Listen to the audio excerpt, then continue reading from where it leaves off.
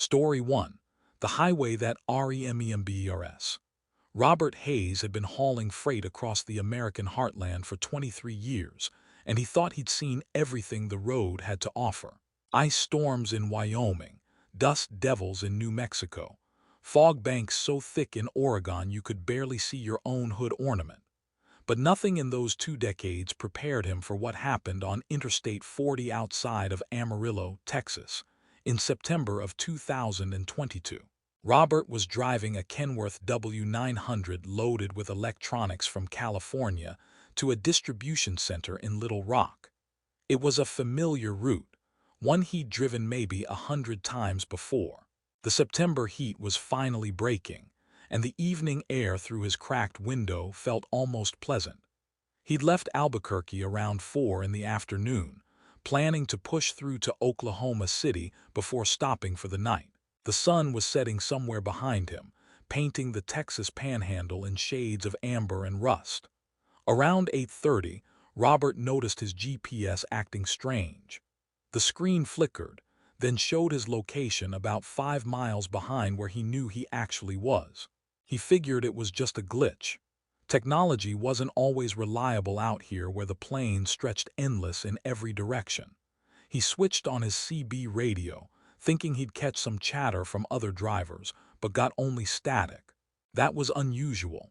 Interstate 40 was a major corridor and there was almost always somebody talking.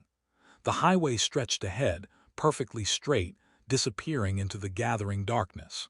Robert had passed through this section countless times. There was a truck stop about 20 miles ahead, a pilot station where he often grabbed coffee. He could picture it clearly. The bright fluorescent lights, the parking lot always full of semis, the restaurant that served decent chicken fried steak. He was looking forward to stretching his legs, but as the miles ticked by, something felt wrong. The landscape looked different somehow, though Robert couldn't quite pinpoint what had changed. The scrub brush seemed thicker, darker. The occasional ranch houses that should have dotted the roadside were absent. And where was the traffic? He hadn't passed another vehicle in over 30 minutes. On Interstate 40, that was virtually impossible. His fuel gauge showed 3/4 full, but Robert decided to stop at the pilot anyway. He needed to check his GPS, maybe recalibrate it. And that static on the CB was making him uneasy in a way he couldn't explain. He increased his speed slightly, watching for the familiar green exit sign. Mile after mile passed. The pilot should have appeared by now. Robert checked his odometer, then his GPS, which still showed him miles behind his actual position. Or was it his actual position? A cold feeling crept up his spine. He'd been driving this route for years. He knew every curve, every exit, every landmark, but nothing looked right. Then he saw the hitchhiker, a figure standing on the shoulder, thumb out, illuminated briefly in his headlights. Robert hadn't picked up a hitchhiker in 15 years. Company policy forbade it. But something about the scene struck him as deeply wrong. The figure was wearing what looked like clothes from another era, maybe the 1970s. Bell-bottom jeans and a denim jacket. And there was something odd about how still he stood, like a mannequin. Robert kept driving, but his hands were shaking on the wheel. In his side mirror, he watched the hitchhiker recede into the darkness. Then, impossibly, he saw the exact same figure ahead of him, thumb out, same posture, same clothes. His heart hammered against his ribs. He pressed harder on the accelerator. The highway should have changed by now. There should have been an overpass or an exit or at least a slight curve. But the road remained perfectly straight, and that same hitchhiker kept appearing every few miles. Always identical, always impossibly still. Robert grabbed his phone to call his dispatcher, but there was no signal. Not even one bar. His GPS had frozen completely, the screen locked on a map that showed roads he didn't recognize. The CB continued its endless static hiss. He was utterly alone on a highway that shouldn't exist, couldn't exist, but surrounded him with its infinite straightness. He drove for what felt like hours. His fuel gauge hadn't moved from 3/4, which should have been reassuring but instead filled him with dread. Time itself seemed broken. The digital clock on his dashboard blinked between 8:47 and 8:48, never advancing further. The darkness beyond his headlights was absolute, a void that swallowed everything. Then Robert noticed the truck ahead of him. It appeared suddenly, as if materializing from the darkness itself. A semi-older model traveling slowly.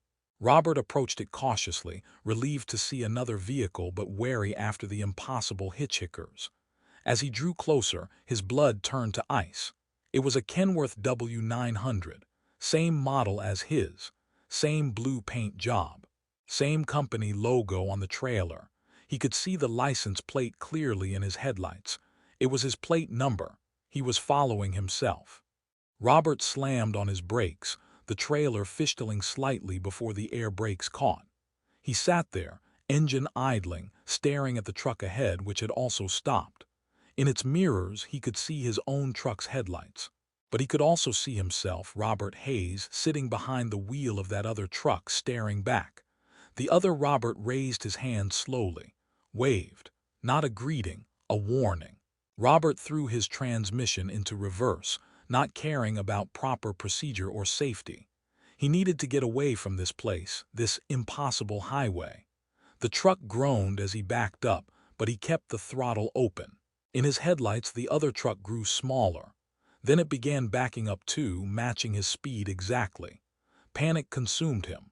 Robert stopped, shifted back into drive, and accelerated forward, planning to pass the other truck, to do something, anything to break free from this nightmare. But as he pulled alongside, the other truck wasn't there anymore. The highway stretched empty ahead. His GPS suddenly flickered to life, showing his correct position. The CB crackled with voices, truckers chatting about weather and road conditions. The digital clock read 11:23. Nearly 3 hours had passed, but Robert couldn't account for most of them. And then he saw the exit sign for the pilot truck stop, exactly where it should have been. Robert pulled in, his whole body trembling. The parking lot was crowded with trucks, drivers moving between their cabs and the building. Everything looked blessedly normal.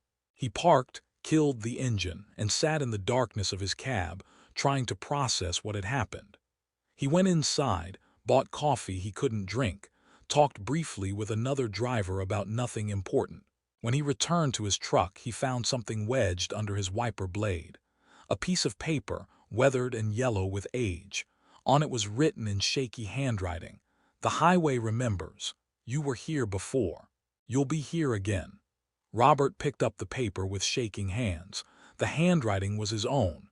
He checked his logbook, the paper version he kept as backup to the electronic system. The last entry before Amarillo was from 3 years ago, same route, same date in September. He'd written notes about weather conditions and delivery times. But at the bottom of the page, in that same shaky handwriting, were words he didn't remember writing. "Don't trust the straight road after Amarillo. It remembers. It keeps." Robert stood in the parking lot for a long time, the note clenched in his fist. Traffic hummed past on the interstate. The night was cool and clear. Everything seemed normal. But he knew, with absolute certainty, that somewhere out there, on a highway that existed between moments, another version of himself was still driving, still searching for an exit that would never come. He completed his delivery to Little Rock, but he never took the Amarillo route again. Years later, he'd hear stories from other drivers, tales of a straight stretch of highway where time behaves strangely, where you might encounter yourself driving in the opposite direction. The stories were always dismissed as road fatigue or too much coffee, but Robert knew better. The highway remembers everything. Every driver who's ever rolled across its surface, every moment of every journey. And sometimes, for reasons no one understands, it plays those moments back. Not as memory, but as reality. And if you're unlucky enough to drive into one of those moments, you might find yourself trapped in a loop of highway that exists outside of time itself, driving forever toward an exit that grows no closer. Robert Hayes retired early in 2024.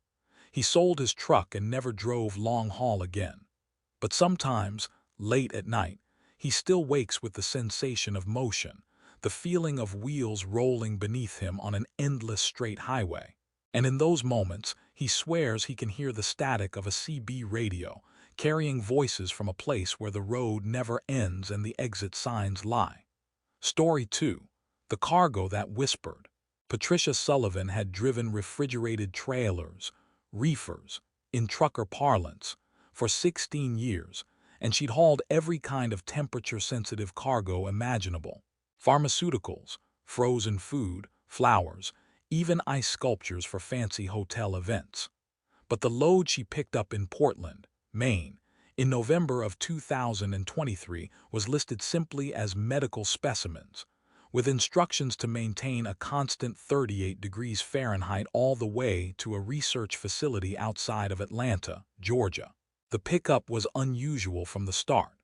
Instead of a standard warehouse or distribution center, Patricia's GPS directed her to an unmarked building on the industrial outskirts of Portland. No signs, no company logo, just a gray concrete structure with a single loading dock.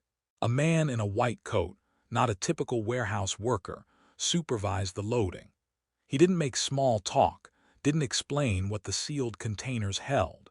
He just made Patricia sign multiple non-disclosure agreements and checked her trailer's refrigeration unit 3 times before giving approval.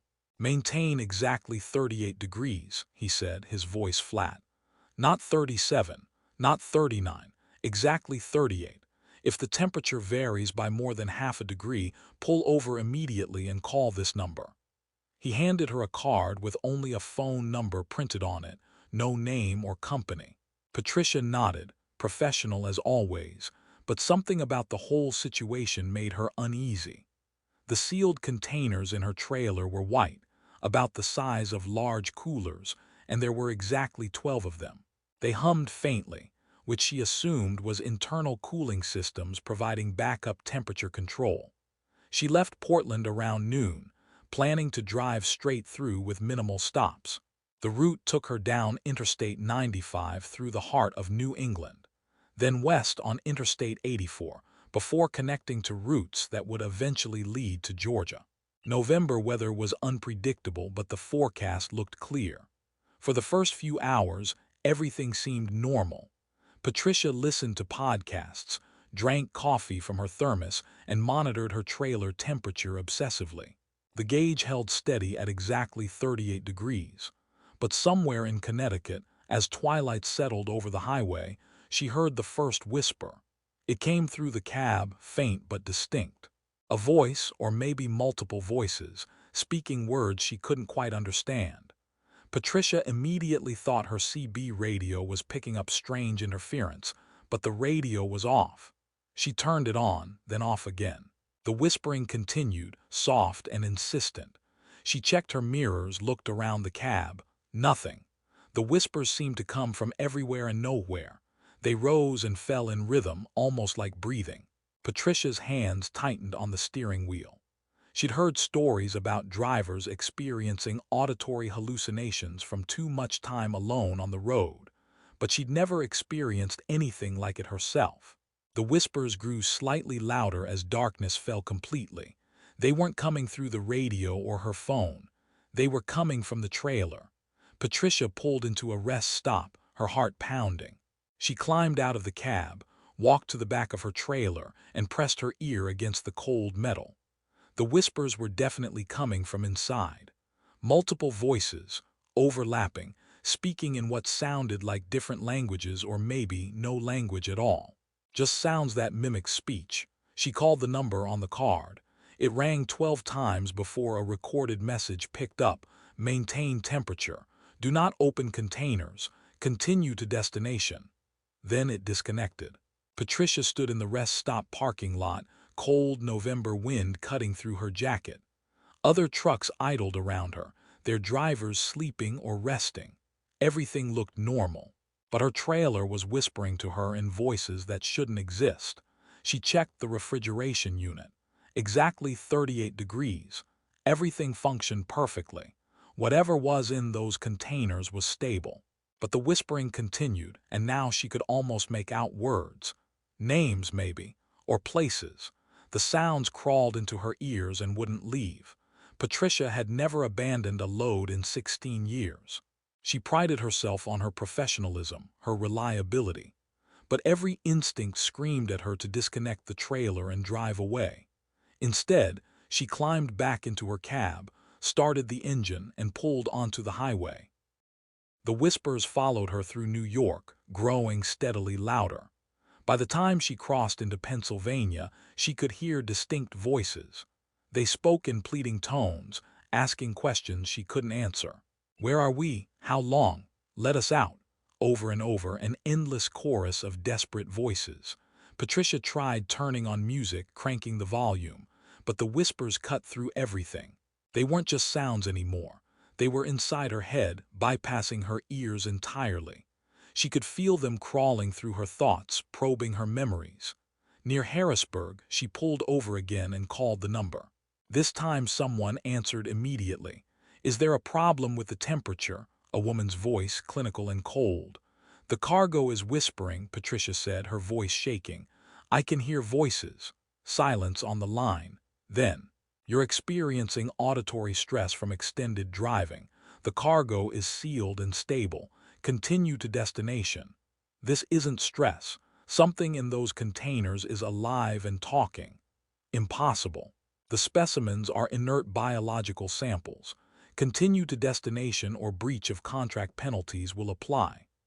The line went dead. Patricia sat in her idling truck, tears of frustration and fear streaming down her face. The whispers had evolved into full conversations now, dozens of voices talking over each other.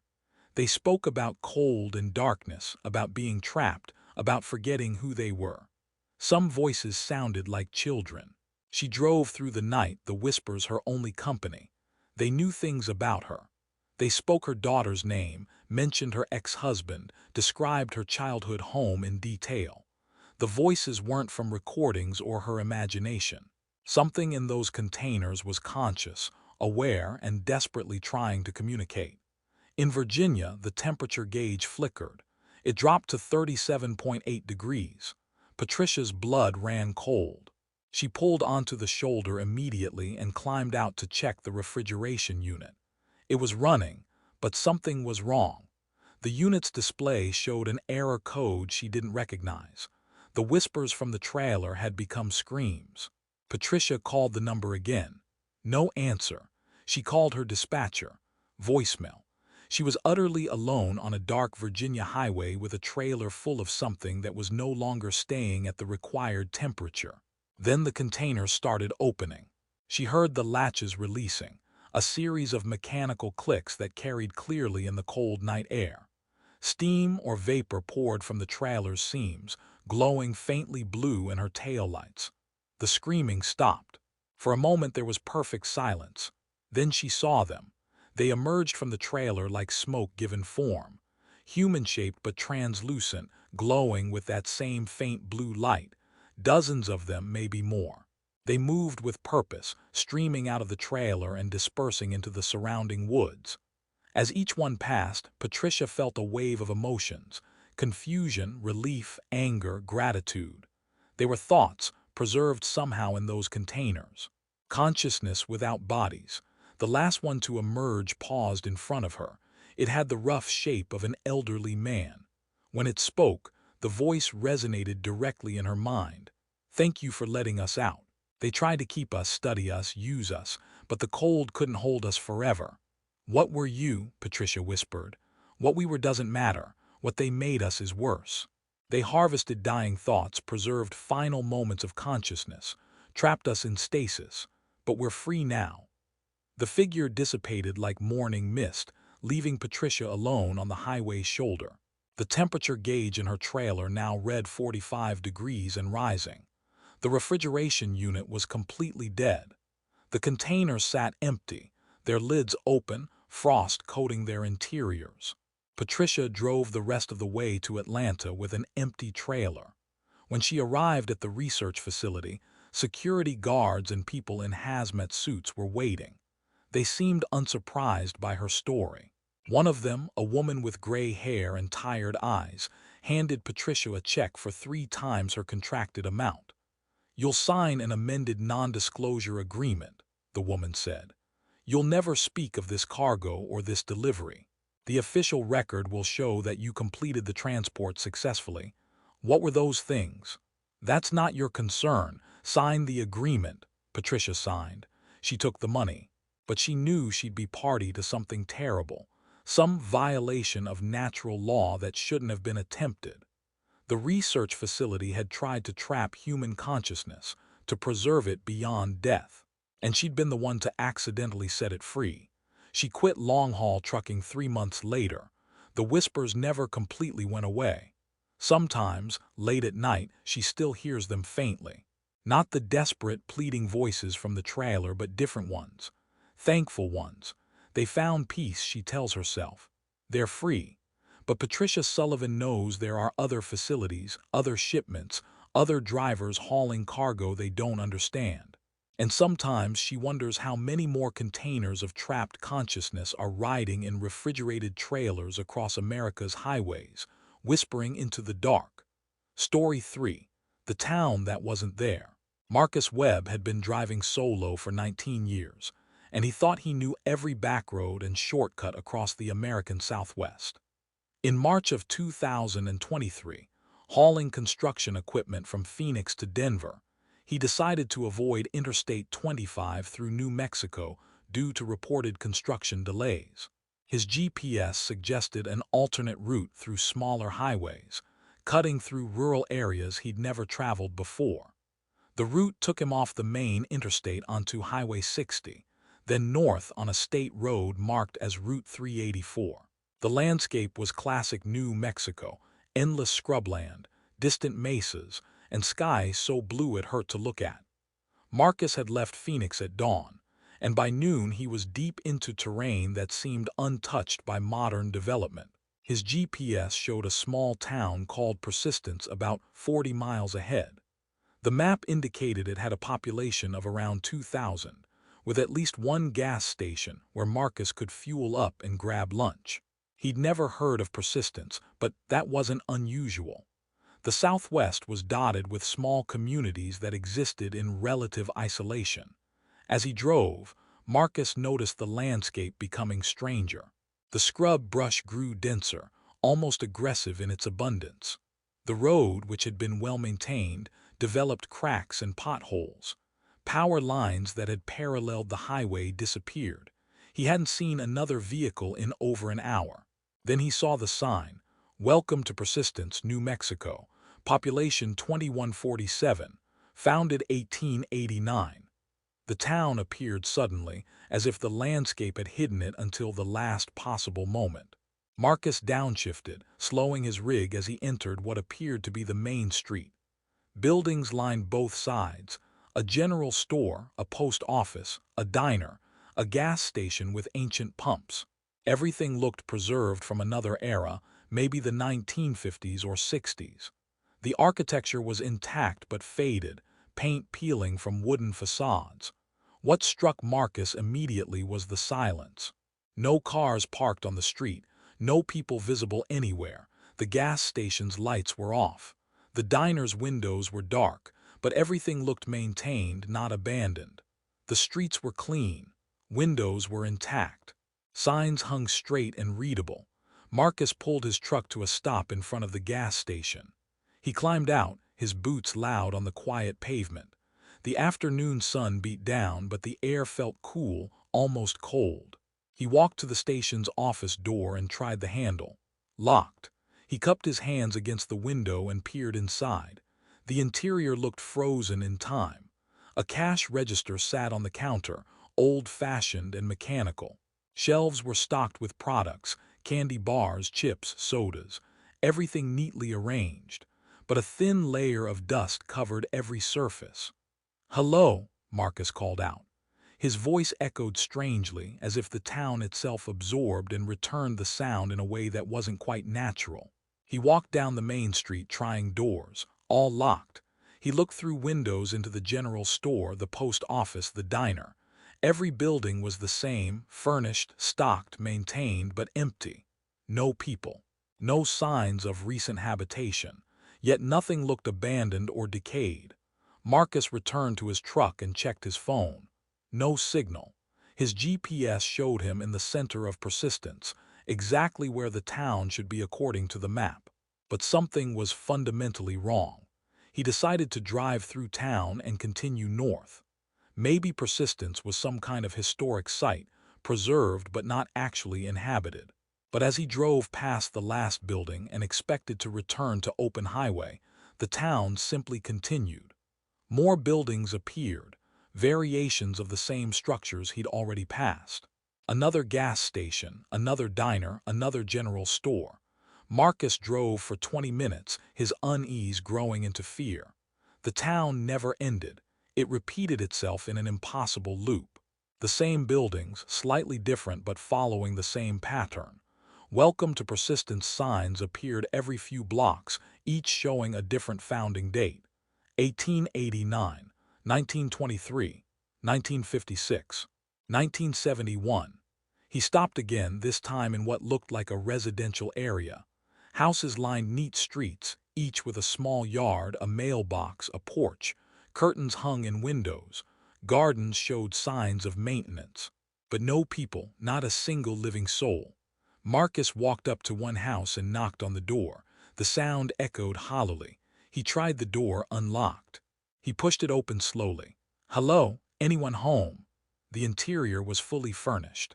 A living room with a television, couch, coffee table. Family photos on the walls showing people in clothing from various decades. A kitchen with dishes in the sink, a half-full coffee pot on the counter. Everything looked lived in, as if the occupants had just stepped out moments ago. But dust covered everything. Not thick abandonment dust, but a thin layer that suggested weeks, maybe months of stillness. Marcus climbed the stairs. Bedrooms were made up, clothes hung in closets. He found a calendar in one bedroom, open to July 1973. The last date circled was July 15th, with a note. "They're coming today, finally leaving Persistence." In another house, he found a calendar from 1998. Same thing, a circled date in August with a note. "Got out, never looking back." Marcus went through 5 more houses. Every single one had a calendar marking a departure date, spanning from the 1920s to as recent as 2015. And every single note expressed the same sentiment: escape, relief at leaving, freedom from persistence. The sun was setting when Marcus returned to his truck. He'd been in the town for hours and panic was setting in. He drove aggressively now, trying to force his way out. But persistence wouldn't release him. The town repeated endlessly, an impossible loop of streets and buildings that couldn't exist but did. As darkness fell, lights came on throughout the town. Street lamps flickered to life. Lights in houses illuminated windows, but still no people. The empty town glowed warmly in the desert night, a facade of habitation with nothing behind it. Marcus parked in the center of what he thought was the main street, though he'd lost track of where he was in the endless repetition. He sat in his cab, engine idling, trying to think rationally. This couldn't be happening. Towns didn't loop. Geography didn't work this way. Then he saw movement. A figure walked down the sidewalk, casual and unhurried. A man in clothing that looked modern: jeans, a t-shirt, sneakers. Marcus jumped out of his truck. "Hey, excuse me." The man stopped and turned. His face was pleasant, ordinary. He smiled. "You new here?" the man asked. "I'm trying to leave. I've been driving for hours. The town just keeps repeating." The man's smile didn't waver. "Yeah, persistence is like that. It holds on to people. Some of us have been here a long time." "How long?" "I stopped counting around year 15. That was maybe 30 years ago." The man's smile finally faded. "You shouldn't have stopped. That's the trick. If you keep moving, don't stop, don't engage, you can pass through. But once you stop, persistence lives up to its name. It's persistent. It needs people, even though we can't figure out why. We're all here because we stopped. Some of us stopped for gas or food or just to stretch our legs, and then we couldn't leave." Marcus backed toward his truck. "I'm leaving. Right now." "You can try," the man said, his tone sympathetic. "We all did, but you'll see. The town doesn't let go easily. Eventually you'll run out of fuel or something will break down and you'll have to stop again." And each time you stop, it gets harder to go. Marcus climbed into his truck and drove. He drove through the night, watching his fuel gauge slowly drop. The town scrolled past endlessly. More figures appeared on the sidewalks, men, women, even children. All walking, all going nowhere. Residents of persistence, trapped in an impossible town. By dawn, his fuel tank was nearly empty. Marcus had driven over 300 miles, but he was still in persistence. His GPS had frozen completely, locked on the town center. His phone had no signal. The CB radio picked up only static. He pulled to a stop, tears of frustration and fear streaming down his face. The man from last night approached again, appearing from nowhere. "There's houses available," the man said gently. "Food in the stores, though we don't know where it comes from. Water works. Electricity, too. It's not a bad life once you accept it. We take care of each other. We're all prisoners together." Marcus looked at the man, at the empty town surrounding them, at the sun rising over impossible streets that looped forever. "How many of us are there?" 2,148 now, the man said. "Counting you. The population sign updates automatically whenever someone new stops. It's always just slightly ahead of the actual count, like it's waiting for the next arrival." Marcus Webb had been driving for 19 years. He'd crossed the entire country dozens of times. But on that March day in 2023, his journey ended in a town that existed outside normal geography, a place that trapped travelers and never let them leave. Sometimes, late at night when the trapped residents of persistence gather together for comfort, they talk about the world beyond. They wonder if anyone notices they're gone, if search parties looked for them, if their families still remember. The town doesn't answer these questions. It simply persists, holding its prisoners in an endless loop of streets and buildings, waiting patiently for the next traveler who makes the fatal mistake of stopping. Marcus's truck still sits on the main street, fuel tank empty, slowly gathering dust. And somewhere on the back roads of New Mexico, there's a highway that leads to a town called Persistence. The GPS knows it's there. The maps show its location. But those who find it rarely leave to tell others about their discovery. Story 4. The Mirror Convoy. Daniel Chen had driven commercial trucks for 14 years, specializing in overnight hauls across the Midwest. He preferred night driving, less traffic, cooler temperatures, and the peaceful solitude of empty highways under star-filled skies. In January of 2022, he took a load of automotive parts from Detroit to Kansas City, departing at 10 p.m. on a Tuesday night. The route was familiar: Interstate 74 through Illinois, then west on Interstate 70. Daniel's Freightliner Cascadia was nearly new, equipped with all the latest technology, advanced GPS, collision avoidance systems, and a cab comfortable enough for the long hauls he preferred. He settled in with coffee and a podcast, expecting an uneventful night. Around midnight, somewhere in rural Illinois, Daniel noticed headlights in his mirrors. Another semi, following at a safe distance. Nothing unusual about that. Truckers often ended up traveling together for miles, keeping pace with each other for company. Daniel keyed his CB radio. "Hey there, driver behind me in the Peterbilt. You got your ears on." Static for a moment, then a voice crackled through. "Roger that, nice night for driving." "That's the truth. You heading to Kansas City?" "Kansas City, same as you." Daniel felt a small chill. He hadn't mentioned his destination. "Same route all the way?" Daniel asked. "Same route, same load, same everything." The voice on the CB was familiar, too familiar. Daniel's hands tightened on the wheel. The voice sounded exactly like his own. He looked in his side mirror. The truck behind him was a Freightliner Cascadia, same model as his, same color. In the darkness and glare of headlights, it looked identical. "Who is this?" Daniel asked, trying to keep his voice steady. "Daniel Chen, 14 years driving, Detroit to Kansas City, automotive parts." "Who else would it be?" Daniel's mouth went dry. This was some kind of joke, had to be. Someone was messing with him, maybe another driver who'd overheard his earlier CB checks. This isn't funny.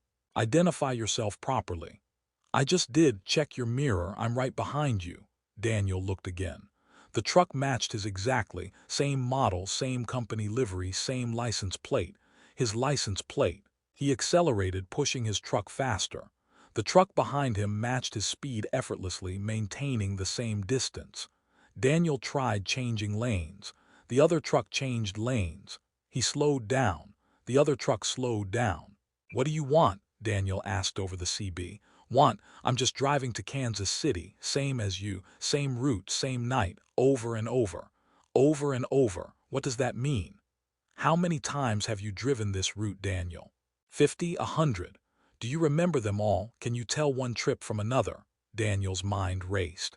He'd driven this route countless times. It was familiar, routine, almost automatic. But now, trying to remember specific trips, they all blurred together. The same highway, the same stops, the same destination. "Each trip is different," Daniel said, but his voice lacked conviction. "Is it? You left Detroit at 10 p.m. You'll arrive in Kansas City around 8 a.m. You'll unload, rest for your mandatory 10 hours, then take a load back to Detroit. You've done this exact trip at this exact time, so many times that it's worn a groove in reality. And sometimes, when the conditions are right, you can see yourself in that groove. All the previous trips, all the previous versions of you, driving the same route."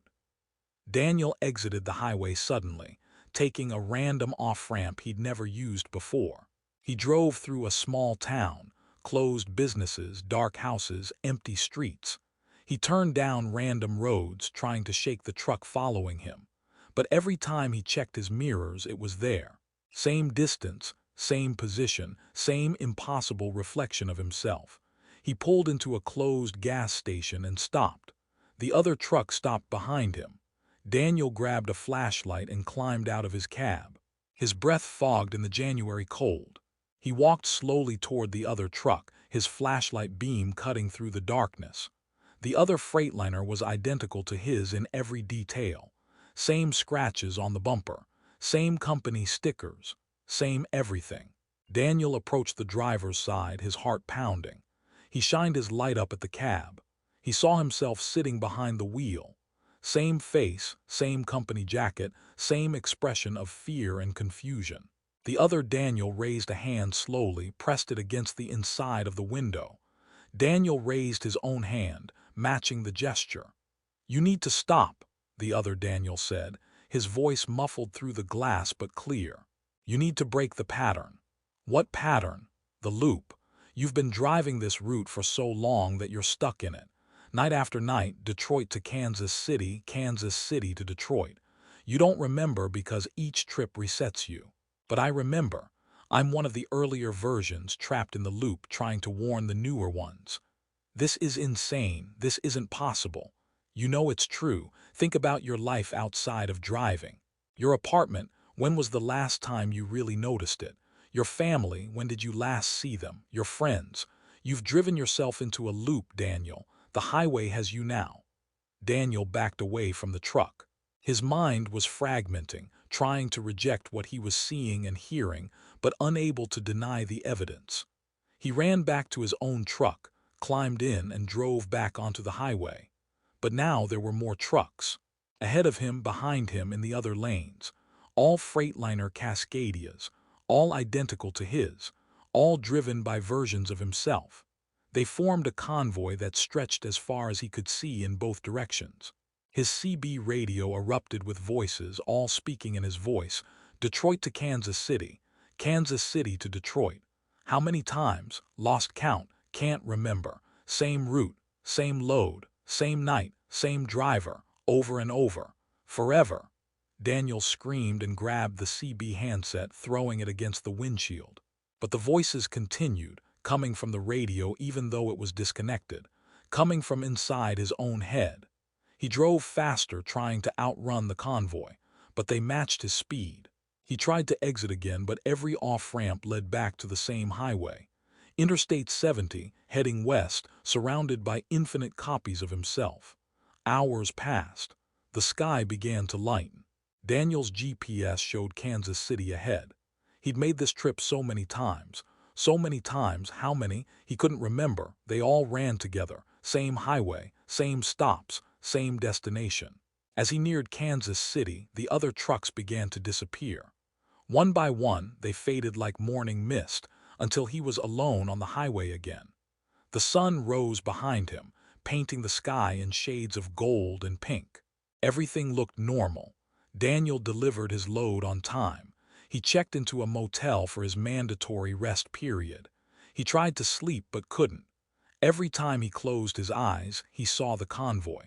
Infinite versions of himself, trapped in the same route, driving forever. He thought about quitting, finding a new job, a new route, breaking the pattern. But when his 10 hours were up, he found himself accepting a return load to Detroit. Same route, same highway, because it was what he knew, what he'd always done. Daniel Chen still drives the Detroit to Kansas City route. If you're ever on Interstate 70 at night, traveling west through Illinois, you might see a convoy of identical Freightliner Cascadias. They'll appear in your mirrors and vanish moments later. Other drivers dismiss them as tricks of the light, fatigue-induced hallucinations. But Daniel knows the truth. He's seen it from both sides now. Every time he drives that route, he's adding another layer to the loop. Another version of himself trapped in the same journey. And sometimes, on particularly clear nights, he can see them all, hundreds of copies of himself, driving the same highway through eternity. He stopped trying to escape. The pattern is too strong, worn too deep into the fabric of reality by repetition. He is the route now, and the route is him. Detroit to Kansas City to Detroit, forever. Story 5. The Way Station. Jennifer Morris had been hauling freight for 12 years, and she'd passed through hundreds of way stations across the country. They were routine checkpoints: pull onto the scale, get cleared or selected for inspection, and continue on. But the way station she encountered on Highway 83 in North Dakota in February of 2023 was different in ways that still haunt her. Jennifer was hauling agricultural equipment from Minneapolis to Great Falls, Montana. The route took her through the emptiest parts of North Dakota, where the landscape stretched flat and white under winter's grip. She'd left Minneapolis at dawn, and by late afternoon she was deep into territory where towns were 50 miles apart and gas stations were scarce. The sky was gray and heavy with unfallen snow when she saw the sign, "Way Station Open, all trucks must stop." The station appeared suddenly, set back from the highway behind a long entrance ramp. Jennifer downshifted and guided her Peterbilt onto the ramp. The facility looked old, much older than typical way stations. The building was constructed of dark brick, weathered and stained. The scalehouse windows were small and square, their glass thick and warped. A single light burned above the entrance, though it was only 4 p.m. Jennifer rolled onto the scale and waited. No lights indicated her wait. No signal told her to proceed or pull over for inspection. She sat there for a full minute before the speaker crackled to life. "Driver, please shut off your engine and report to the scale house." That was unusual. In 12 years, Jennifer had never been asked to leave her cab at a way station. She considered just driving through, but the barrier arm was down, blocking her exit. She killed the engine and climbed down, the cold hitting her immediately. The scalehouse door was heavy, the kind of door that belonged on a bank vault or a prison. Jennifer pulled it open and stepped inside. The interior was dim, lit by ancient fluorescent fixtures that hummed and flickered. The space was much larger than it should have been, extending back farther than the building's exterior suggested was possible. Rows of filing cabinets lined the walls, all metal and industrial, covered in rust and dust. A man sat behind a desk at the far end of the room. He wore what looked like a uniform from the 1950s, gray shirt, black tie, official patches on his shoulders that Jennifer didn't recognize. His face was pale, his expression neutral. "Jennifer Morris," he said, reading from a clipboard, not asking, stating, "12 years commercial driving, 347,000 miles." "That's right," Jennifer said slowly. Is there a problem with my load? I need to check your weight, the man said. Your actual weight, not the truck's. My weight, that's not standard procedure. Nothing about this station is standard, Miss Morris. Please step onto the scale. He pointed to a large mechanical scale in the corner, the kind doctors used decades ago. Jennifer hesitated, but the man's expression suggested this wasn't optional. She walked over and stepped onto the platform. The man adjusted the weights, sliding them along the balance bar with metallic clicks. He nodded, made a note on his clipboard. 143 pounds, he said. That's your physical weight. Now I need to check your other weight. Other weight? The weight of what you carry. Every driver carries weight that doesn't show on a truck scale. Regrets, mistakes, guilt. The things that press down on you during those long hours alone. Jennifer felt her skin crawl. This isn't a real way station. Oh, it's very real, more real than most places. This is where the weight gets measured, where accounts get balanced. He consulted his clipboard again. Let's see. You carry responsibility for the accident in 2016. That's significant weight. Jennifer's blood turned to ice. The accident. She'd been driving through heavy rain in Tennessee, pushed to meet a deadline. A car had merged suddenly, and she'd swerved, jackknifed the trailer. No one died, but 2 people were injured. The investigation cleared her of wrongdoing, but she'd always wondered if she could have reacted differently, been more careful, not been pushing so hard. How do you know about that? We know about everything, the man said. That's what this station is for. We measure the weights that drivers carry, the weights that pile up mile after mile, year after year. Most drivers don't realize how heavy they've become until it's too late. He stood and walked to one of the filing cabinets, pulling open a drawer. Inside were files, thousands of them, each labeled with names and dates. He pulled one out and opened it. Here's another one. August 2019. You missed your daughter's birthday because you took an extended haul. She was turning 7, she cried. Stop, Jennifer whispered. You told yourself you'd make it up to her. You told yourself the extra money was worth it, but she remembers that birthday. The one where Mom wasn't there. He read from the file, his voice monotone. These weights add up, Miss Morris. Little by little they accumulate, until one day you find yourself at a weigh station and you can't move forward because you're too heavy. Jennifer looked around the vast room at the endless filing cabinets. All of these files, they're all drivers. Every driver who's ever passed this station. We've been here a long time, measuring, recording, keeping account. What happens if I'm too heavy? The man smiled for the first time, and it was the most terrible thing Jennifer had ever seen. Too heavy to continue means you stay. There are drivers here who have been overweight for decades. They work the station now, helping us measure others. Would you like to meet them? He gestured toward a door Jennifer hadn't noticed before. It opened slowly, revealing darkness beyond. From that darkness came figures, men and women in various trucker attire from different eras. Some wore clothes from the 50s and 60s, others from more recent decades. They moved slowly, their faces slack, their eyes empty. They were all too heavy, the man explained. Carried too much weight. Now they help us measure others. It's a kind of penance, I suppose. They'll do this forever or until they've processed enough weights to balance their own. Jennifer backed toward the entrance. I'm leaving. Not yet. We haven't finished weighing you.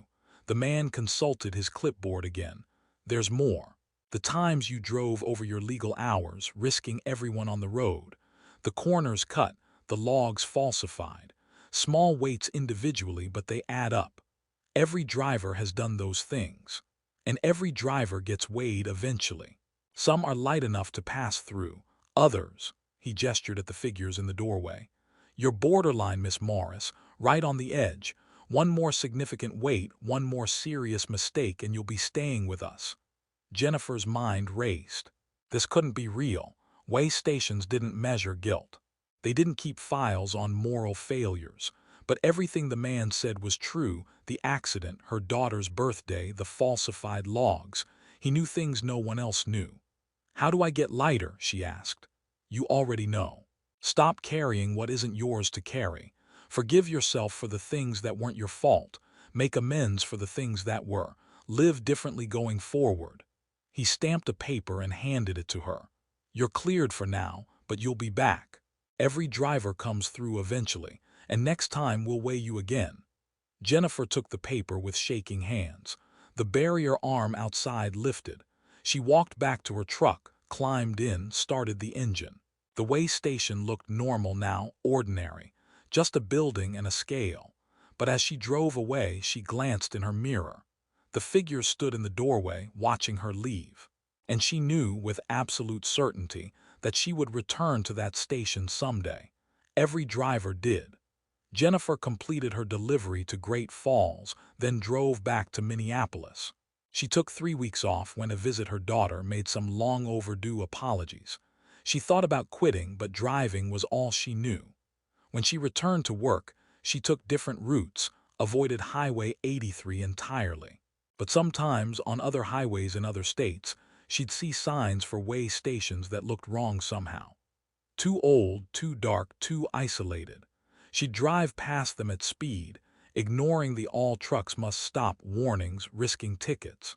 Because Jennifer Morris knows there are way stations that measure more than truck weight. There are places where accounts get balanced, where the hidden costs of a life on the road are calculated and recorded.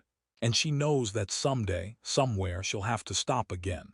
They'll weigh her again, and she might not be cleared to continue. Other drivers have reported similar experiences. Way stations that appear on lonely highways where the personnel ask strange questions and know impossible things. Most dismiss these stories as stress or exhaustion, but Jennifer knows better. She drives lighter now, tries to anyway, makes different choices. But the weight is always there, pressing down, accumulating mile by mile. And somewhere in North Dakota, or maybe in every state, there's a way station waiting, with files in its cabinets, names on its clipboard, and empty-eyed workers who were once drivers just like her. The weight will be measured. Eventually. Always. Story 6. The passenger who wasn't Thomas Reynolds had driven his Volvo VNL across 48 states during his 17 years as an owner-operator. He'd seen every kind of weather, every type of cargo, and every variety of strange person at truck stops. But the passenger he picked up outside of Flagstaff, Arizona, in October of 2022 was unlike anything in his experience. Thomas didn't make a habit of picking up hitchhikers. Company policy and common sense both argued against it. But when he pulled into a rest stop on Interstate 40 around 3 a.m., bone-tired and needing coffee, he saw a young woman standing alone in the parking lot. She wore jeans and a light jacket, completely inadequate for the October cold at high elevation. She wasn't hitchhiking exactly, just standing there in the harsh fluorescent light, looking lost. Against his better judgment, Thomas approached her. "You okay, miss?" She turned to him, and Thomas was struck by how ordinary she looked. Mid-20s, brown hair pulled back, no makeup.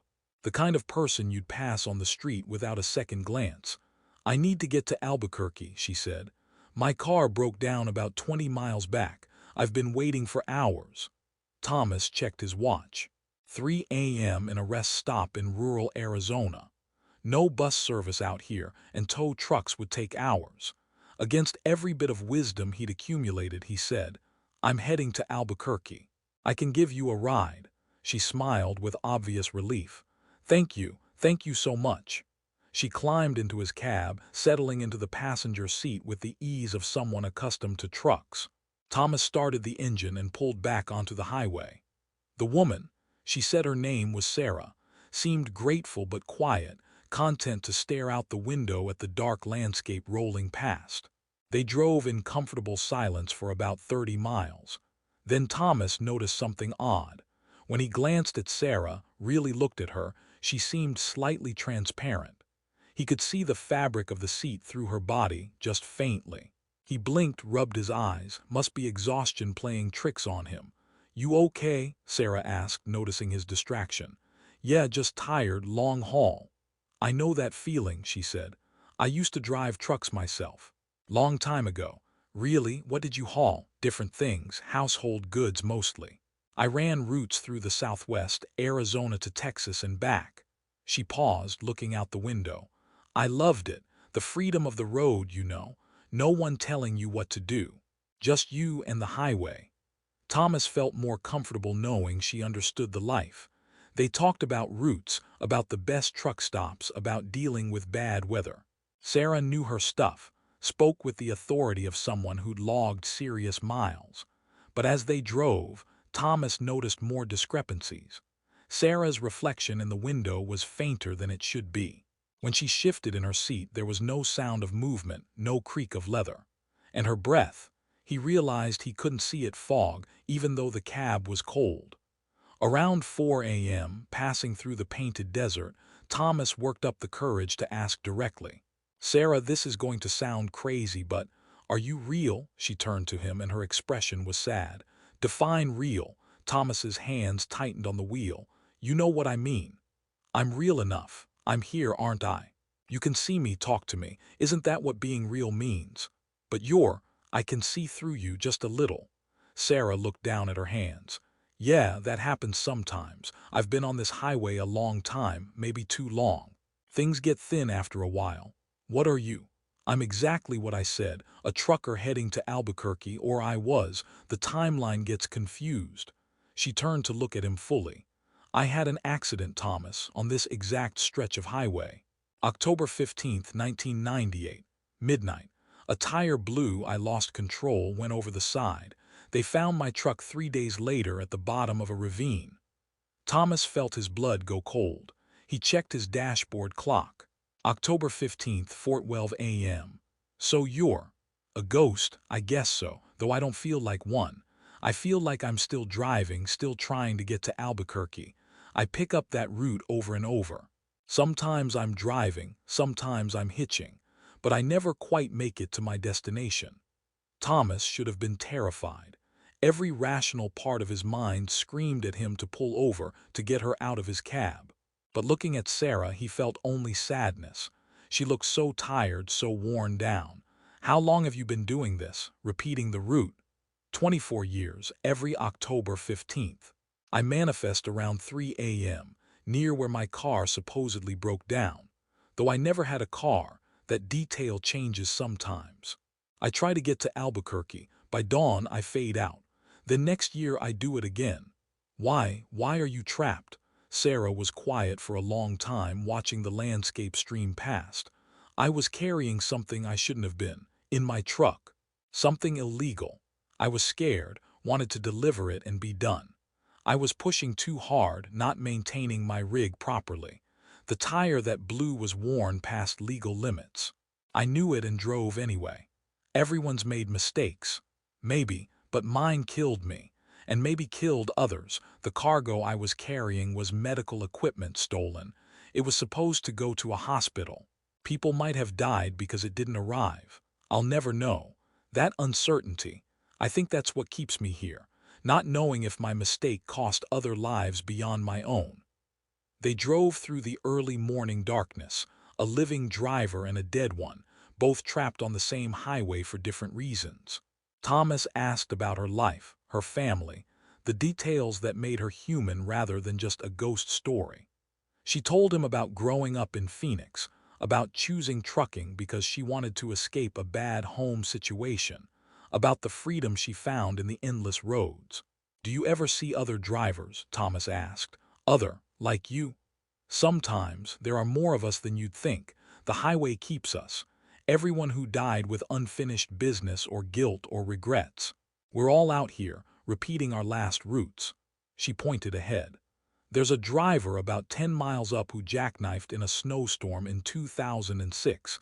He drives this same stretch every December. And there's a woman who appears near Gallup who ran out of fuel and died of exposure waiting for help. She's been hitching rides for 30 years. Thomas felt the weight of that knowledge. The highways he'd driven for 17 years were haunted by countless drivers who never completed their final runs. As dawn approached, Sarah began to fade more noticeably. Thomas could barely see her now, just a faint outline in the passenger seat. What happens at sunrise? He asked.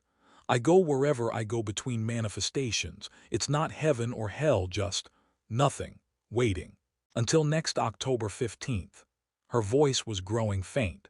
Thank you, Thomas, for picking me up, for treating me like I was still real. Most drivers who sense us, who see us, they refuse to acknowledge it. They convince themselves we're hallucinations. You are real, Thomas said firmly. You were a person, a driver, someone who mattered. Whatever mistakes you made don't change that. Sarah smiled, and for a moment she became more solid, more present. I wish I'd met someone like you back when I was alive. Might have made different choices. The sunrise broke over the eastern horizon, painting the desert in gold and red. I can see Albuquerque ahead. I've never made it this close before. Maybe this time. She faded completely as the sun fully rose. Thomas was alone in his cab. The passenger seat showed no sign anyone had sat there. No indentation in the leather, no warmth left behind. Just empty space. Thomas completed his delivery to Albuquerque, but he couldn't stop thinking about Sarah. He did some research, digging through old accident reports. He found her, Sarah Mitchell, age 28, died October 15, 1998, single vehicle accident on Interstate 40. The cargo she'd been carrying, stolen medical equipment destined for an Albuquerque hospital, was never recovered from the wreck. Thomas made inquiries, found out that the hospital had managed without the equipment, that no deaths were attributed to its absence. Sarah's guilt was based on uncertainty, on a crime that ultimately caused no additional harm beyond her own death. The next October 15th, Thomas made sure he was on Interstate 40 around 3 a.m. He pulled into the same rest stop and saw Sarah standing there, looking exactly as she had the year before. He picked her up again. This time, he told her what he'd learned, that the hospital had been fine, that no one died because of her cargo's absence, that her mistake, while real, hadn't cost other lives. Sarah cried, tears that seemed to catch the moonlight despite being transparent. Are you sure? I'm sure. I checked everything. Your guilt is based on something that didn't happen. As they drove toward Albuquerque, Sarah became more solid, more present than before. And when dawn came, instead of fading completely, she remained visible a few minutes longer. I can feel something changing, she said, wonder in her voice, like a weight lifting. Maybe knowing the truth is enough, Thomas said. Maybe that was what kept you here. Sarah faded with the strengthening dawn, but her last words were, thank you for giving me truth. Thomas Reynolds still drives Interstate 40 regularly. He's never seen Sarah again. But he's encountered other drivers, other ghosts trapped on the highways for reasons they don't fully understand. And when he can, he helps them. Researches their stories, finds the truth of what happened, offers what closure he can. Sarah faded with the strengthening dawn, but her last words were, thank you for giving me truth. Thomas Reynolds still drives Interstate 40 regularly. He's never seen Sarah again. But he's encountered other drivers, other ghosts trapped on the highways for reasons they don't fully understand. And when he can, he helps them. Researches their stories, finds the truth of what happened, offers what closure he can. Because the highways are full of ghosts, drivers who never completed their last runs, and sometimes all they need is someone willing to see them, acknowledge them, and help them find the truth that will finally let them rest. Story 7. The Delivery to Nowhere. Catherine Walsh had been driving for 11 years when she accepted what seemed like a routine delivery job in April of 2023. A pharmaceutical company needed a shipment transported from Chicago to a research facility in rural Montana. The pay was exceptional, triple the usual rate, but the client representative emphasized that the delivery timeline was non-negotiable. The cargo had to arrive at exactly 7 p.m. on April 20th, not earlier, not later. Catherine should have questioned that stipulation. In 11 years, she'd never encountered a delivery that required such specific timing. But the money was too good to refuse, and the route was straightforward. Interstate 90 through Wisconsin, Minnesota, and South Dakota, then north into Montana. The cargo itself was unremarkable: 12 sealed containers, each about the size of a microwave, marked with biohazard symbols and temperature monitoring devices. Standard pharmaceutical transport. Catherine loaded them into her refrigerated trailer, signed the paperwork, and departed Chicago at noon on April 18th, giving herself plenty of time for the 40-hour drive. The first day passed normally. Catherine made good time across Wisconsin and into Minnesota, stopping only for fuel and the legally mandated rest periods. The weather was clear, traffic was light. She began to relax, thinking this would be one of the easier high-paying jobs she'd taken. The second day started with unease. Catherine's GPS began showing strange inconsistencies. It would display her location correctly, then suddenly show her 50 miles ahead of where she actually was, then correct itself. She tried restarting the unit multiple times, but the glitches persisted. By the time she reached South Dakota, the GPS had become completely unreliable. It showed her destination, the research facility in Montana, but the estimated arrival time kept changing wildly. Sometimes it showed she'd arrive in 2 hours, sometimes in 20. The numbers seemed random, disconnected from her actual speed or distance. Catherine switched to paper maps, old-school navigation she'd learned before GPS became ubiquitous. According to her calculations, she'd reach the Montana facility by early evening on April 19th, giving her a full day of buffer before the required 7 p.m. delivery time on the 20th. But as she drove into Montana, the landscape began to change in ways that felt wrong. The mountains appeared and disappeared. Roads that her map indicated should be there didn't exist. She'd see signs for towns, drive toward them, and find nothing but empty prairie where buildings should have stood. Around midnight, Catherine pulled over to rest, increasingly disturbed by the geographical impossibilities surrounding her. She checked her phone, no signal. CB radio, only static. She was alone on a highway that seemed to shift and change every time she looked away. When she started driving again at dawn, Catherine noticed her fuel gauge hadn't moved during her rest. It still showed 3/4 full, exactly where it had been for the past 12 hours. She should have used at least a quarter tank, but the needle hadn't budged. The final approach to the research facility was when things became truly nightmarish. Her GPS suddenly reactivated, showing a clear route to the destination. Catherine followed the directions, turning off the main highway onto progressively smaller roads. The facility was supposed to be remote, but this was beyond remote. She was driving through terrain that looked untouched by civilization. The road ended at a gate. Beyond it stood a complex of buildings that looked wrong. They were modern and well-maintained, but their architecture seemed designed by someone who didn't quite understand how buildings should look. Proportions were slightly off. Windows were placed at odd heights. The facility had the appearance of reality without quite achieving it. A man stood at the gate, waiting. He wore a white coat and carried a clipboard, standard enough. But his movements were too smooth, too precise, like a computer animation of a human rather than an actual person. "Catherine Walsh," he said without checking his clipboard. "Right on time." Catherine looked at her dashboard clock. April 20th, 6:58 p.m. Somehow, despite all the delays and strange detours, she'd arrived within 2 minutes of the required time. "Where am I exactly?" Catherine asked through her window. "My GPS couldn't figure it out." "You're exactly where you need to be," the man replied. "Please pull forward. We'll unload the cargo." The gate opened. Catherine drove through and immediately felt the atmosphere change. The air felt thicker, harder to breathe. The light looked wrong, too bright and too dim simultaneously, like reality was slightly out of focus. More people in white coats emerged from the buildings. They unloaded the containers with mechanical efficiency, not speaking, barely acknowledging Catherine's presence. She signed the delivery confirmation, accepted her payment voucher, and asked, "What is this place?" The man with the clipboard finally looked at her directly. His eyes were wrong, too symmetrical, too perfect. This facility studies temporal mechanics. The cargo you delivered contains samples from various points in the timeline. They're needed for our research.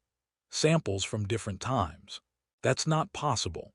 It's not only possible, it's necessary.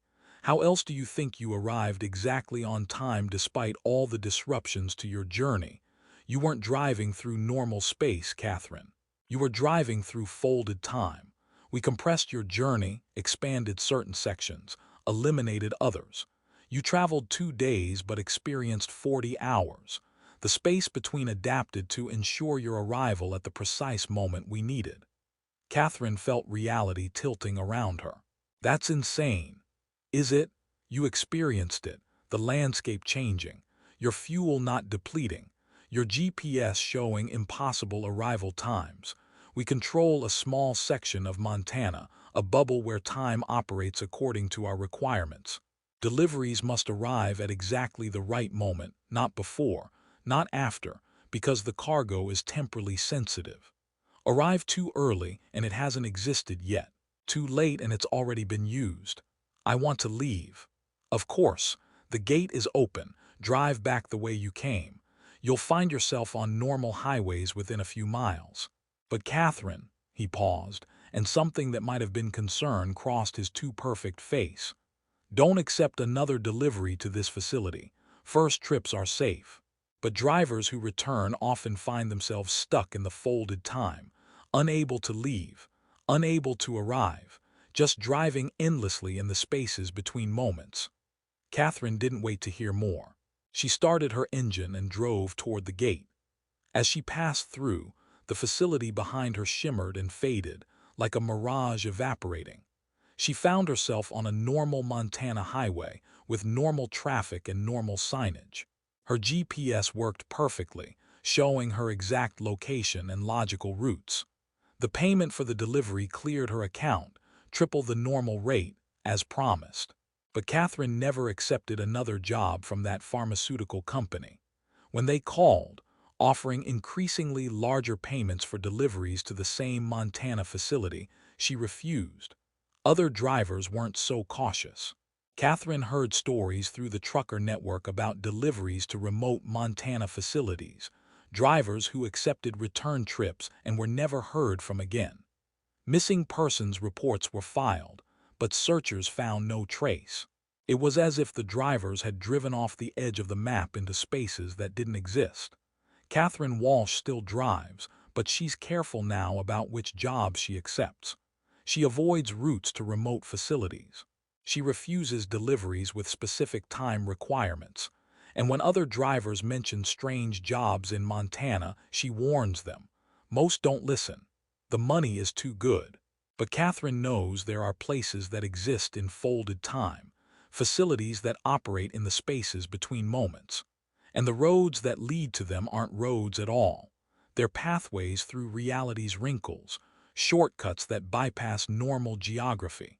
Drive them once and you might escape, but return trips are dangerous, because once time has folded around you, it remembers, and it might decide to keep you in those folds forever.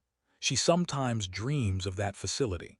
In her dreams, she's driving toward it again, but the road never ends. She drives through landscapes that shift and change, through time that flows backward and forward simultaneously. And at the gate, the man with the clipboard is waiting, checking her name off his list, welcoming her to a place where arrival and departure are the same moment, repeated infinitely. Catherine wakes from these dreams sweating, her heart racing, and she knows that somewhere in Montana, in a bubble of controlled time, there are drivers who never woke up. They're still making their deliveries, arriving at exactly 7 p.m. over and over, trapped in a single moment that extends forever. Story 8. The Radio That Called Home.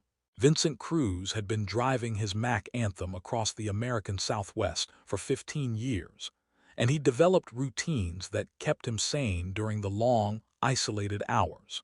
One of those routines was calling home every night around 9 p.m. He'd talk to his wife Maria and their 2 daughters, hear about their day, remind them he loved them. It was the thread that connected him to normal life while he rolled through the emptiness. In August of 2022, Vincent took a load from Los Angeles to Houston, a route he'd driven hundreds of times. He left California on a Tuesday afternoon, planning to arrive in Texas by Friday morning. The route took him through Arizona, New Mexico, and across West Texas, some of the loneliest stretches of highway in America. The first night, somewhere in Arizona, Vincent pulled into a rest stop around 8:30 to prepare for his nightly call home. But when he checked his phone, there was no signal, not unusual in remote areas. He tried his CB radio, thinking he'd at least catch some chatter from other drivers, but got only static. No problem. He'd drive until he hit an area with coverage, then call. But as the miles passed, his phone stubbornly displayed no service. Vincent drove for another hour, then two. By 11 p.m., he still had no signal. Frustrated, he pulled over to sleep, planning to call Maria in the morning. But the next day was the same. No phone service, no matter how far he drove. Even when he passed through towns that should have had towers, his phone found nothing. The CB remained static. Vincent felt increasingly isolated, cut off from the world in a way that felt unnatural. On the second night, around 9 p.m., his usual calling time, his CB radio crackled to life. "Vincent, can you hear me?" It was Maria's voice, clear as if she were sitting next to him. Vincent grabbed the handset, his heart racing. "Maria, how are you on the CB?" "I don't know, I needed to talk to you. You didn't call last night, I was worried. I couldn't get a signal, I still can't. How is this working?" "I don't know, but I'm glad it is. The girls miss you. Elena lost another tooth. Sophia got an A on her math test." Vincent talked to his wife for 30 minutes, the CB carrying her voice clearly despite the impossible circumstances. When they finally said goodnight, Vincent felt better, worried about the technical impossibility of the call, but comforted by hearing Maria's voice. The next night, the same thing happened. At exactly 9 p.m., the CB crackled and Maria's voice came through. They talked about ordinary things, bills to pay, repairs needed on the house, the girls' school activities. Normal life, transmitted impossibly through a CB radio that shouldn't have been able to reach across states. Vincent tried to rationalize it. Maybe some weird atmospheric condition. Maybe military equipment causing strange signal bounces. But deep down, he knew this wasn't normal. CB radios didn't work this way. They had limited range, couldn't cross hundreds of miles, certainly couldn't connect to someone's home phone or cell. On the fourth night, still somewhere in the emptiness of West Texas, Vincent's CB activated at 9 p.m. as expected. But this time, Maria's voice sounded different, stressed. "Vincent, something's wrong. The house feels strange. Cold. And I keep hearing things." "What kind of things?" "Voices, whispers coming from the walls. The girls hear them too. They're scared." Vincent's blood ran cold. "Maria, take the girls and go to your sister's house, right now." "I can't." I tried to leave, but every time I get to the door, I find myself back in the living room, like the house won't let us go. "That's not possible. Neither is talking to you on a CB radio, Vincent. But here we are." Over the next hour, Maria described increasingly disturbing events, objects moving on their own, shadows that moved independently of any light source, the temperature in the house dropping despite the August heat outside, and always, the voices whispering things she couldn't quite understand. Vincent drove faster, pushing his truck beyond safe speeds. He needed to get home to help his family, but the highway seemed to stretch endlessly. Mile markers repeated. Towns that should have appeared never materialized. He was trapped in West Texas, unable to make progress toward home. At midnight, Maria's voice came through the CB again, but now she was crying. "Vincent, I can see them now. The things making the whispers. They're not human there. I don't know what they are. They're standing around the girls' beds, watching them sleep. Get the girls and lock yourselves in the bathroom. I'm coming. I'm driving as fast as I can. You don't understand. They're here because of you. They followed you home through these calls. Every night we talked on this impossible connection, we opened a door, and now they've come through. Vincent felt reality crumbling around him. He'd done this. His calls home, transmitted through some crack in normal space, had created a pathway, and something had followed that pathway back to his family. "Tell me how to fix this," Vincent pleaded. "Tell me how to help you." "Stop calling," Maria said, her voice barely above a whisper. "Break the connection. As long as we keep talking, the door stays open. You have to let us go." "I can't. You're my family. You're why I do this. And we'll be gone if you don't stop. These things, they're feeding on the connection, getting stronger every time we talk. You have to break it, Vincent. You have to let the calls stop." Vincent's hands were shaking so badly he could barely hold the CB handset. Everything in him screamed to keep talking, to stay connected to his family. But he could hear something in the background of Maria's transmission now.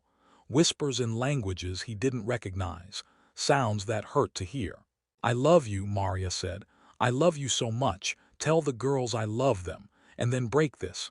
Please." Vincent threw the CB handset against the dashboard, shattering it.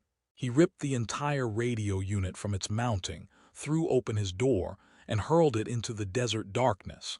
The connection died instantly.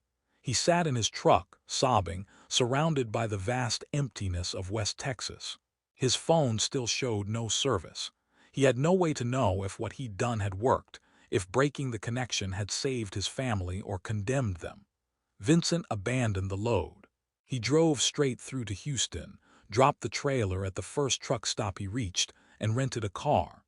He drove nonstop to his home in Los Angeles, 18 hours of terror and prayer. He arrived at his house at dawn. Everything looked normal. His hands shook as he unlocked the door. Maria, Elena, Sophia. His wife appeared from the kitchen, looking exhausted but alive. The girls ran from their rooms, throwing themselves into his arms. They were real, solid, safe. "You stopped calling," Maria said quietly. "For 3 days you didn't call, and when you stopped they left. The cold, the whispers, the things we saw. All gone." Vincent held his family, tears streaming down his face. "I'll never call again, never from the road. I'll be home every night or I won't call at all." He kept that promise. Vincent Cruz quit long-haul trucking entirely. He found local delivery work, routes that got him home every night. He never bought another CB radio. And he never ever tried to call home from the road again. But sometimes, late at night when he can't sleep, he hears whispers. They speak in his wife's voice, his daughter's voices calling to him. They promise it's safe now, that the connection is closed, that he can reach out without danger. The voices are seductive, familiar, filled with love. Vincent knows better. Whatever opened that impossible channel between his CB and his home is still out there, still waiting. It wants him to call again, to reopen the pathway. Because the things that live in the spaces between connections are patient. They can wait years, decades, forever. And they know that eventually everyone wants to call home. Everyone needs to hear the voices of the people they love. That need is universal, powerful, exploitable. The things in the spaces know this. They wait at the edges of impossible connections, ready to follow any pathway back to the living world. Vincent Cruz drives local routes now, sees his family every day, never spends a night away from home. But he knows there are other drivers out there, making impossible calls, opening doors they don't understand. And sometimes, when he passes trucks on the highway late at night, he sees the glow of CB radios in their cabs and wants to warn them. Don't call home through channels that shouldn't work. Don't trust connections that violate the laws of physics, because there are things waiting in the static, in the impossible spaces between transmission and reception. They're listening, they're learning, and they're very, very hungry for a way into our world. The highway is full of doors. Most are closed, locked, safe. But some are open just a crack, and that's all the darkness needs. A single conversation, a single impossible connection, and then something follows you home.